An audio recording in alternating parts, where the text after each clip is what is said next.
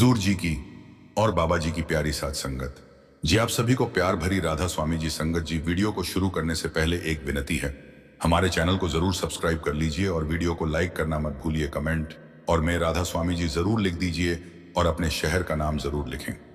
संगत जी, हम सब यही चाहते हैं कि हम अपने सदगुरु के प्यारे बने, भजन सुमिरन के माध्यम से आत्मिक यात्रा में निरंतर आगे बढ़ते जाएं और अंततः उस परमपिता की गोद में जाकर समा जाएं, जहां से फिर कभी 84 के चक्र में लौटना ना पड़े। यही तो जीवन का वास्तविक उद्देश्य है, यही तो मनुष्य जन्म का सार है। संतमत हमें उसी परम सत्य तक पहुंचने का सुंदरतम मार्ग सिखाता है। यह कोई कल्पना नहीं, बल्कि आत्मा को परमात्मा से मिलाने का विज्ञान है। यह हमें सिखाता है कि किस प्रकार प्रेम, श्रद्धा और पूर्ण समर्पण के साथ मालिक की भक्ति करनी चाहिए। हमारे सद्गुरु ही हमें इस मार्ग का रहस्य बताते हैं। वे हमें भजन सुमिरन की वह युक्ति प्रदान करते हैं जिससे सीधे सचखंड का द्वार खुल जाता है। अब यह हमारे ऊपर है, हम कितनी मेहनत करते हैं, कितनी लगन और निष्ठा से चलते हैं। मालिक ने तो सब दे दिया है, नाम, मार्ग और अपना प्रेम। अब हमें एक सच्चा शिष्य बनकर अपने आचरण से सिद्ध करना है कि हम उस दया और कृपा के पात्र बनने योग्य हैं। सूरत शब्द योग मालिक से मिलने का सबसे सुंदर, सहज और शक्तिशाली साधन है। लेकिन इसमें सफलता पाने के लिए यह आवश्यक है कि साधक पहले स्वयं को पूरी तरह गुरु के हवाले कर दे। तन, मन, धन सब कुछ समर्पित कर दे और केवल वही करें जो गुरु आज्ञा दे। जब साधक भीतर और बाहर से मैं की भावना को मिटाकर केवल तू ही तू का भाव रखता है, तब उसका हर श्वास सिमरन बन जाता है। यही वह अवस्था है जहां से मालिक की कृपा का दरिया बहने लगता है। इसीलिए कहा गया है, जब खुद ही से खुद को मिटा दिया तब खुदा को पा लिया। साधना में सफलता केवल हमारी कोशिशों से नहीं मिलती, बल्कि उस पर मालिक की रहमत प्रेरित संगीत का पर्दा भी होना जरूरी है। हमारी मेहनत एक दीपक है, पर उसकी लौ को जलाए रखता है मालिक का प्रेम, संगीत। इसीलिए हमें कभी कोशिश में ढील नहीं देनी चाहिए। हमें अपने भीतर ऐसे दैवी गुणों को जगाना होगा जिससे मालिक प्रसन्न हो। वे गुण हैं जो आत्मा को ऊंचा उठाते हैं। जब हम इन गुणों से अपने जीवन को सजाते संगीत हैं, तब हम मालिक की कृपा के पात्र बनते हैं। संगत जी, जरा सोचिए, जैसे एक छोटा बच्चा चाहे कितना भी सौ ना समझ या गलती करने वाला क्यों संगीत ना हो, लेकिन जब वह सच्चे मन से रोकर अपनी मां को पुकारता है, मां मुझे संभाल ले, तो मां भाग कर आती है और उसे अपनी गोद में भर लेती है। वैसा ही तो रिश्ता हमारे सदगुरु का है। वह प्रेम के सागर हैं, अनंत करुणा और दया से भरे हुए। हम चाहे कितने भी भटके हो, संगीत कितनी बार गिर चुके हो, पर यदि सच्चे मन से पुकार लें, सदगुरु मुझे थाम लो, तो वे बिना विलंब हमारे पास आ जाते हैं, हमें थाम लेते हैं, हमें संभाल लेते हैं। इसीलिए संगत जी, इस मार्ग पर चलने के लिए हमें एक भिखारी की तरह चलना होगा, जो प्रेम की कृपा की भीख मांगता है, जो अपने अहंकार का कटोरा खाली कर देता है ताकि उसमें केवल मालिक का नाम भरा जा सके। जब हम प्रेम के भिखारी बनते हैं, तभी हमें उसका खजाना मिलता है। संगत जी, यह वीडियो हर उस प्रेमी के लिए है जो एक सच्चा खोजी है, जो इस राह पर सफलता पाना चाहता है, जो अपने दिल में मालिक से मिलने की तीव्र तड़प संजोए बैठा है। इसलिए आपसे संगीत विनती है कि इस वीडियो को पूरे प्रेम और ध्यान से देखें, क्योंकि इसमें कही गई हर बात आपके भजन सुमिरन के मार्ग को और स्पष्ट करेगी और आपकी साधना को गहराई देगी। संगत जी, आगे बढ़ने से पहले आपसे एक छोटी सी विनती है, जल्दी से हमारे चैनल भजन मार्गम को सब्सक्राइब कर लें, ताकि ऐसे ही आध्यात्मिक ज्ञान, संगीत आप तक निरंतर पहुंचता रहे। चलिए संगत जी, अब जानते हैं वह पहला गुण जो एक साधक के भीतर होना अत्यंत आवश्यक है, और वह है दयालुता का भाव। मालिक स्वयं दयालु है और वह अपने सतगुरु में प्रकट होकर इस दया के स्वरूप को हमें अनुभव कराता है। जब साधक यह समझ लेता है कि गुरु ही उस करुणामय शक्ति का जीवंत रूप है, तब उसके भीतर स्वाभाविक रूप से करुणा, सहानुभूति और प्रेम के भाव जागने लगते हैं। जिज्ञासु के मन में जब दया का भाव स्थिर होता है, तो वह अपने व्यवहार, अपने शब्दों और अपने कर्मों से किसी भी जीव को पीड़ा नहीं पहुंचाता। वह दूसरों के दुहाक को देखकर व्याकुल हो उठता है, उसका हृदय जैसे पिघल जाता है और वह हर संभव प्रयास ही संगीत करता है कि किसी की आंखों में आंसू ना आने पाए। ऐसा साधक कभी किसी का दिल नहीं दुखाता, ना कटु वचन बोलता है और ना ही अपने संगीत कर्मों से किसी को चोट पहुंचाता है। उसकी वाणी मधुर बन जाती है, उसके बोलों में ऐसी मिठास होती है जो सुनने वाले के हृदय को शांत कर देती है। संगत जी, जब हृदय में दया का दीप जलता है तो धर्म अपने आप जन्म जन्म लेता है। गुरु नानक देव जी ने भी यही कहा है, धर्म का आधार दया है। जैसे गाय का बछड़ा होता है, वैसे ही धर्म दया की संतान है। जिस हृदय में दया है, वहीं सच्चा धर्म बसता है। संगीत। ऐसा व्यक्ति सदा प्रसन्नित रहता है। उसके चेहरे पर मुस्कान और भीतर शांति का सागर होता है। वह किसी से बैर नहीं रखता, बल्कि सबके लिए मंगल कामना करता है। सर्वे भवन्तु सुखिनः। उसके अंतर से संसार के लिए केवल भलाई और शुभ विचार ही निकलते। संगीत है। वह किसी के दोष नहीं खोजता, बल्कि सब में मालिक का अंश देखता है। संगत जी, यही वह पहला कदम है जो साधक को प्रभु के समीप संगीत ले जाता है। क्योंकि दया वही द्वार है जिससे होकर प्रेम और भक्ति भीतर प्रवेश करते हैं। जब मन दया से भर जाता है, तब भीतर का पत्थर पिघलकर प्रेम की धाराओं में बदल जाता है। और तब साधक को अनुभव होता है कि गुरु की कृपा भी उसी हृदय में उतरती है जो कोमल और दयावान हो। संगत जी, चलिए जानते हैं दूसरा गुण जो एक साधक के भीतर होना अत्यंत आवश्यक है, और वह है क्षमा का गुण। जिस हृदय में दया का भाव स्थिर संगीत होता है, उसमें स्वाभाविक रूप से क्षमा का गुण भी जन्म लेता है। जब साधक किसी की भूल या अपराध को देखकर उसे सहन करता है और क्षमा कर देता है, तो मन में जलन, क्रोध और क्लेश का कोई स्थान नहीं बचता। क्षमा का यह भाव उसके भीतर शांति और संतोष की स्थिति स्थापित कर देता है, और वह दूसरों की त्रुटियों को देखकर भी दुखित नहीं होता। संगत जी, क्षमा केवल दूसरों के लिए नहीं, बल्कि अपने लिए भी अनमोल वरदान है। जब हम किसी की गलती को मन में जगह दिए बिना क्षमा कर देते हैं, तो हमारा मन हल्का हो जाता है, मनोविकार दूर होते हैं और हम वास्तविक खुशी का अनुभव करते हैं। क्षमाशील हृदय वाला व्यक्ति कभी कम्याई संगीत स्थायी रूप से परेशान नहीं होता, क्योंकि वह जानता है कि जो भी क्रोध और द्वेष वह अपने मन में पालता, वह केवल उसके आत्मिक विकास में बाधा डालता। इस प्रकार दया और क्षमा दोनों मिलकर साधक के जीवन को सरल, निर्मल और आनंदपूर्ण बनाते हैं। जो व्यक्ति दया और क्षमा के मार्ग पर चलता है, वह न केवल अपने लिए बल्कि समाज के लिए भी शांति और प्रेम का स्रोत बन जाता है। यही गुण साधक को गुरु के निकट लाता है और उसके भजन सुमिरन को और भी प्रभावशाली बनाता है। क्योंकि जहां क्षमा है, वहां प्रेम, संगीत, भक्ति और आंतरिक शांति अपने आप प्रवेश कर संगीत जाती है। संगत जी, चलिए जानते हैं तीसरा गुण जो एक साधक के जीवन में अत्यंत आवश्यक है, वह है संतोष। साधक को सत, संतोष और दया को अपने हृदय में धारण करना चाहिए, क्योंकि यही सभी कर्मों का सार है। जब साधक संतोष का भाव अपनाता है, तो वह दूसरों की उन्नति देखकर भी अपने वर्तमान हालात में संतुष्ट रहता है। उसकी दृष्टि किसी पराये धन, शोहरत या ऐश्वर्य की ओर नहीं जाती। वह अपने हाथों से ईमानदारी और मेहनत करके अपने जीवन की आवश्यकताओं को पूरा करता है और अपनी परिस्थितियों में प्रसन्नचित रहता है। संतोष के आने से मन की असंख्य इच्छाएं अपने आप कम होने लगती हैं। जब चाह कम होती है, तो उसके साथ ही चिंता और तनाव भी दूर हो जाते हैं। संगत जी, ध्यान दीजिए, जहां संतोष का वास होता है, वहां स्वाभाविक रूप से शांति, सुख और बरकतें अपने आप निवास करती हैं। साधक अपने भीतर संतोष को विकसित करके न केवल आत्मिक आनंद का अनुभव करता है, बल्कि अपने आसपास भी सकारात्मकता और सुख का वातावरण बनाता है। यही संतोष उसे भौतिक और आत्मिक दोनों तरह के दोहे से मुक्त करता है और उसे मालिक के समीप लाने वाले मार्ग पर स्थिरता प्रदान करता है। संगत जी, संतोष का अर्थ यह नहीं है कि हमें गरीबी में ही जीना है या आगे बढ़ने की इच्छा छोड़ देनी है। संगीत, संतोष का वास्तविक अर्थ है, मेरे पास वह सब कुछ है जिसकी मुझे आवश्यकता है, और मुझे वह नहीं चाहिए जिसकी आवश्यकता नहीं है। जब यह भाव हमारे भीतर दृढ़ हो जाता है, तब मन शिकायत करना छोड़ देता है। तब हम यह नहीं कहते कि एवनीय दोहनीय, बल्कि दिल से यह भाव उमड़ता है, मालिक ने तो बहुत कुछ दिया है, कोई कमी नहीं है। बाबा जी भी अक्सर समझाते हैं कि संतोष का मतलब यह नहीं कि मेहनत मत करो या आगे मत बढ़ो। वे कहते हैं कर्म करते रहो, आगे बढ़ते रहो, पर मन में संतोष रखो।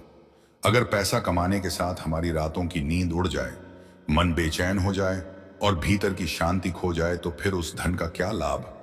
असली अमीरी तो वही है जिसमें मन शांत हो, हृदय कृतज्ञ हो और आत्मा तृप्त। संतोष का भाव आने पर इच्छाएं अपने आप कम होने लगती हैं। फिर साधक बाहरी वस्तुओं की बजाय संगीत, भीतर के सुख की तलाश करने लगता है। संगत जी, यही वह अवस्था है जब दिल से आवाज निकलती है, मालिक, संगीत, तूने बहुत कुछ दिया, तेरा लाख लाख शुक्र है। जब हम यह अनुभव करते हैं कि हमारे पास पहले से ही मालिक का अनमोल वरदान है। जीवन, परिवार, भजन, सुमिरन का अवसर और गुरु का सहारा, तब भीतर एक गहरी शांति उतर आती है। यही सच्चा संतोष है जो साधक को संसार की दौड़ से अलग करके प्रभु के चरणों में स्थिर कर देता है। संगत जी, चलिए जानते हैं चौथा गुण जो एक साधक के लिए अत्यंत महत्वपूर्ण है, वह है सत्य का भाव। साधक को सत्य को अपने अंतर में धारण करना चाहिए। जिस हृदय में सत्य का निवास होता है वह स्वतः सत्स्वरूप हो जाता है। मालिक स्वयं संगीत सत्य है, इसीलिए उसे वही पसंद है जो सत्य है। इसी कारण साधक को केवल सच बोलना ही नहीं बल्कि अपने कार्य, आचरण और विचारों में भी सत्य का पालन करना चाहिए। उसका हर विचार, हर निर्णय और हर कर्म सत्य के आदर्श के अनुरूप होना चाहिए। संगत जी, संगीत, जब किसी साधक की सूरत, ध्यान और चेतना सच्ची होती है तो उसका पूरा जीवन सत्य के अनुरूप ढल जाता है। उसका हर व्यवहार ना केवल ईमानदार होता है बल्कि उसमें निडरता और साहस भी झलकता है। ऐसा व्यक्ति आठों पहर मालिक के साथ जुड़ा रहता है क्योंकि उसका जीवन सच और धर्म के मार्ग पर स्थिर होता है। वह ना केवल संगीत स्वयं ही या है उशान बेदा, वो स्वयं सत्य के मार्ग पर चलता है बल्कि दूसरों को भी इस मार्ग की ओर प्रेरित करता है। परंतु ध्यान रहे कि सत्य बोलते समय दयालुता का भाव भी बना रहे ताकि किसी के दिल को चोट ना पहुंचे। सत्य और दया का मेल ही वह शक्ति है जो साधक को आत्मिक रूप से मजबूत बनाती है और उसे मालिक के समीप ले जाती है। संगत जी, सत्य का यह भाव मन और वचन तथा कर्म में जब एक साथ उतरता है तो साधक का जीवन शांति, स्थिरता और प्रभु की कृपा से परिपूर्ण हो जाता है। संगत जी, चलिए जानते हैं पांचवा संगीत गुण जो एक साधक के लिए अत्यंत आवश्यक है। वह है मधुर वाणी और हासमुख व्यक्तित्व। संगीत, साधक को सुसंस्कृत, सुशील और हासमुख होना चाहिए क्योंकि यह उसकी इंसानी शान और सज्जनता का परिचायक है। जब साधक धनवान होता है तो वह अपने लिए धन का उपयोग करता है, परंतु उसके व्यक्तित्व के यह गुण दूसरों पर गहरा प्रभाव डालते हैं। संगत जी, साधक का प्रेम पूर्ण व्यवहार, मधुर वाणी और हौसमुख स्वभाव न केवल उसके आसपास के लोगों के हृदय को छूता है बल्कि समाज में भी उसकी प्रतिष्ठा और सम्मान बढ़ाता है। ऐसे गुण संगीत साधक को सभी के बीच प्रिय बनाते हैं और उसके संपर्क में आने वाले लोग स्वयं ही सकारात्मक और शांतिपूर्ण महसूस करते हैं। यह ना केवल सांसारिक सुख और स्नेह का मार्ग खोलता है बल्कि आत्मिक दृष्टि से भी इसका अत्यधिक महत्व है। जो साधक इन गुणों को धारण करता है वह दोनों लोकों में सुखी संगीत रहता है, ना केवल अपने भीतर की शांति और प्रसन्नता का अनुभव करता है संगीत, बल्कि अपने आचरण से दूसरों के जीवन में भी सुख और सौहार्द का संचार करता है।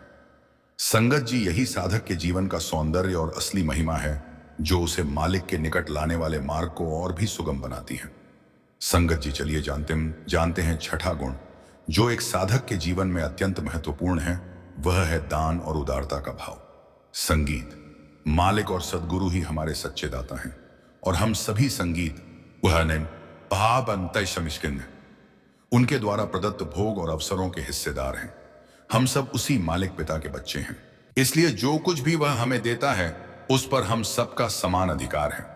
संगीत, ऐसे में दोहक ही दीन, अनाथ और मोहताजों के साथ बांटकर खाने, संगीत और अपनी संपत्ति का उपयोग करने में ही सच्चा धर्म और साधक का सौंदर्य निहित है। संगत जी, दान केवल तब सार्थक होता है जब उसमें दयालुता और प्रेम का भाव शामिल हो। दानी का हृदय उदार और कोमल होता है और उसके द्वारा दिया गया हर दान न केवल समाज में राहत पहुंचाता है बल्कि उसके अपने भीतर भी आध्यात्मिक आनंद और संतोष पैदा करता है। प्राचीन काल से सभी धर्मों में दान की परंपरा रही है। हिंदू धर्म में दशमाश और इस्लाम में ज़कात जैसी व्यवस्थाएं इसी उदारता की मिसाल हैं। ध्यान रहे कि दान देने से व्यक्ति को कोई घाटा नहीं होता बल्कि इसी में देह और आत्मा की असली महिमा छिपी है। जब तक यह देह है, मनुष्य को चाहिए कि वह दान करता रहे और दूसरों का दुहक संगीत हरता रहे, परंतु दान करते समय विवेक का प्रयोग करना भी आवश्यक है। इसे ऐसे जरूरतमंदों, संगीत, अनाथों और मोहताजों को देना चाहिए जो कुकर्मों में लिप्त ना हो। जो साधक अपने हाथों की मेहनत से कमाई को ऐसे योग्य लोगों के साथ बांटकर खाता है वह मालिक के दरबार में स्वीकृति और कृपा प्राप्त करता है।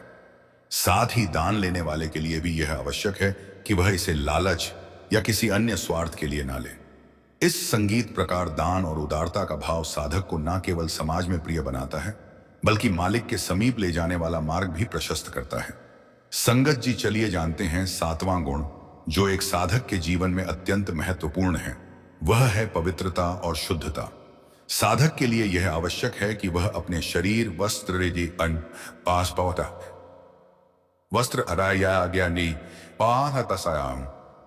गृह आदि की सफाई का विशेष ध्यान रखें। परंतु केवल बाहरी पवित्रता ही पर्याप्त नहीं है, आंतरिक संगीत पवित्रता भी उतनी ही महत्वपूर्ण है। इसके लिए मन और इंद्रियों का संयम आवश्यक है। साधक को अपने मन, वचन और कर्म को नियंत्रित करते हुए नाम के संयोग में रहना चाहिए, जिससे भीतर का वातावरण निर्मल और शुद्ध बना रहे। संगत जी, मालिक के भजन और साधना के लिए भोजन भी शुद्ध होना चाहिए। हलाल या किसी के खून से प्राप्त चीजों से परहेज करना अत्यंत आवश्यक है। सात्विक भोजन, संयमित जीवन और शुद्ध आचार ही साधक के जीवन संगीत में स्थिरता और शक्ति लाते हैं।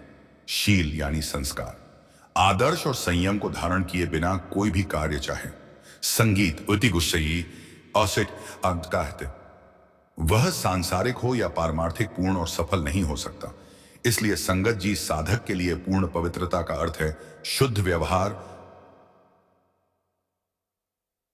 शुद्ध आहार और शुद्ध आचार का पालन। यही वह आधार है जिस पर साधक का जीवन स्थिर होता है, और यही मार्ग उसे मालिक के समीप संगीत लाता है। जब यह शुद्धता जीवन में उतरती है, तब साधक न केवल अपने भजन सुमिरन में गहनता महसूस करता है संगीत, बल्कि उसके प्रत्येक कर्म में भी दिव्यता का प्रभाव स्पष्ट दिखाई देता है। संगत जी, जब साधक अपने आप को सभी वासनाओं और सांसारिक इच्छाओं से खाली कर देता है और दया, क्षमा, संतोष, सत्य, मधुर संगीत, संगीतित वाणीदान और पवित्रता से अपने हृदय और चरित्र को सुशोभित करता है, तब वह सूरत शब्द योग्य के माध्यम से अपने भीतर मालिक की कृपा और आशीर्वाद को अनुभव करने योग्य बन जाता है। संगीत ऐसे साधक के शरीर रूपी बांसुरी में सतगुरु प्रेम पूर्वक अपना जीवन दान फूंकते हैं और उससे मालिक की सुरीली ताने और स्वर बजाकर संसार को ईश्वरीय मस्ती और आनंद के प्याले पिलाते हैं। यही वह अवस्था है जब साधक के भीतर आत्मिक ऊंचाइयां अनुभव में उतरती हैं और वह वास्तविक दिव्यता और भक्ति के साथ जुड़ जाता है। संगत जी, संसार के सभी पदार्थ स्थायी हैं, वे केवल क्षणिक अनुभव मात्र हैं। हम जीवन भर इन्हीं अनित्य वस्तुओं में लिप्त रहते हैं, परंतु मालिक नित्य और अविनाशी हैं। मनुष्य वह जीव है जिसमें शरीर और आत्मा का मेल होता है। जहां शरीर अस्थायी है, वही आत्मा मालिक का अंश होने के कारण नित्य और अमर है। यह शरीर केवल आत्मा के उपयोग और अनुभव के लिए है, और जगत का संबंध इसी शरीर के माध्यम से हमारे सामने आता है। इसीलिए इसका पान पोषण, जीवन के साधन और कार्य करना आवश्यक है, परंतु इसे केवल बाहरी शोभा के लिए नहीं, बल्कि आत्मा के अनुभव और विकास के लिए समझना चाहिए। संगत जी, संगीत, हम शरीर और बाहरी विद्याओं के बारे में बहुत कुछ जानते हैं, पर अपने आप के बारे में, अपने भीतर की वास्तविक आत्मा के संगीत स्वरूप के बारे में लगभग कुछ भी नहीं जानते। संत महात्माओं के पास बैठकर हमें यह स्पष्ट समझ आती है कि जीवन अस्थायी है और मृत्यु निश्चित। आयु दिन प्रतिदिन घट रही है। हर एक दिन, हर एक घंटा, हर एक मिनट और हर एक सेकंड हमें मृत्यु के निकट ले जा रहा है। यह संसार रहने का स्थायी स्थान नहीं है। प्रत्येक जीव को अपनी अवधि समाप्त होने पर यहां से जाना पड़ता है। इसके आकर्षक रंग और मोह में फांसकर संगीत अपने वास्तविक लक्ष्य को भूलना नहीं चाहिए। मृत्यु के समय जब आत्मा शरीर को छोड़ती है, संगीत, तब तन, धन और सभी सांसारिक वस्तुएं तिनके समान भी मूल्य नहीं रखती। जीवन का असली मूल्य इस बात में है कि हमें निश्चय पूर्वक मालिक के साथ मिलना है। नाम के साथ जुड़ने से ही आत्मा और शरीर की सच्ची प्रतिष्ठा बढ़ती है।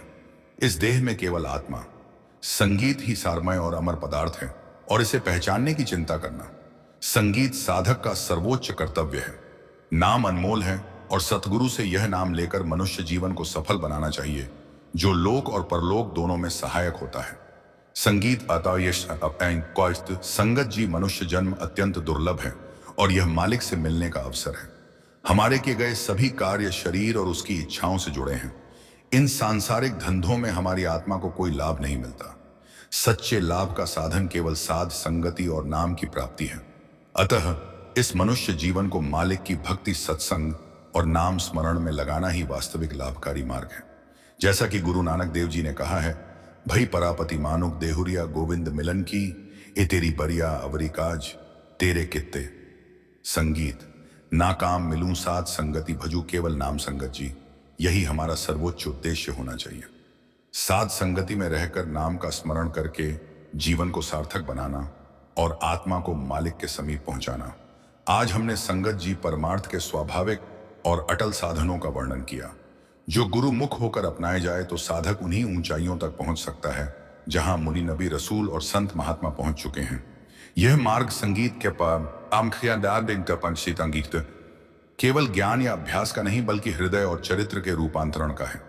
जब हम इन गुणों को जीवन में उतारकर गुरुमुख होकर भजन सुमिरन और सत्संग में प्रगाढ़ होते हैं, तब हमारी साधना हमें उन अनुभवों और ऊंचाइयों तक संगीत ले जाती है जहां आत्मा और मालिक का मिलन वास्तविक रूप में होता है और साधक स्वयं ईश्वरीयता और दिव्यता का दाता बनकर संसार में प्रेम, शांति और आनंद का संचार करता है। संगत जी, हमें यह समझ लेना चाहिए कि जीवन केवल शरीर और उसके सुख दुख तक सीमित नहीं है।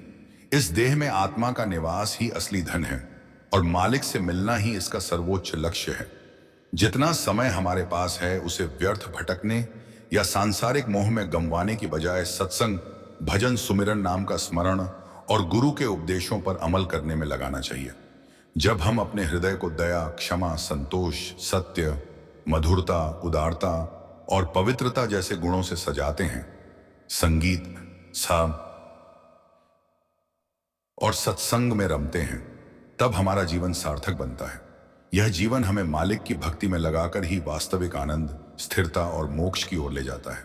इसलिए संगत जी अपनी प्रत्येक सांस, प्रत्येक कर्म और प्रत्येक विचार को मालिक मैडम संगीत की ओर मोड़े और इस दुर्लभ मनुष्य जीवन का लाभ उठाकर आत्मा को उसकी असली मंजिल मालिक के चरणों में पहुंचाने का प्रयास करें। संगत जी, अगर इस वीडियो ने आपके हृदय में कोई प्रेरणा जगाई हो, अगर आपके भीतर मालिक से मिलने की कोई तड़प जागी हो, तो कृपया इसे सिर्फ अपने तक सीमित ना रखें। इसे अपने प्रियजनों के साथ जरूर साझा करें। क्या पता आपका एक छोटा सा शेर किसी सोई हुई आत्मा को जगा दे या किसी की रुकी हुई आध्यात्मिक यात्रा को आगे बढ़ा दे।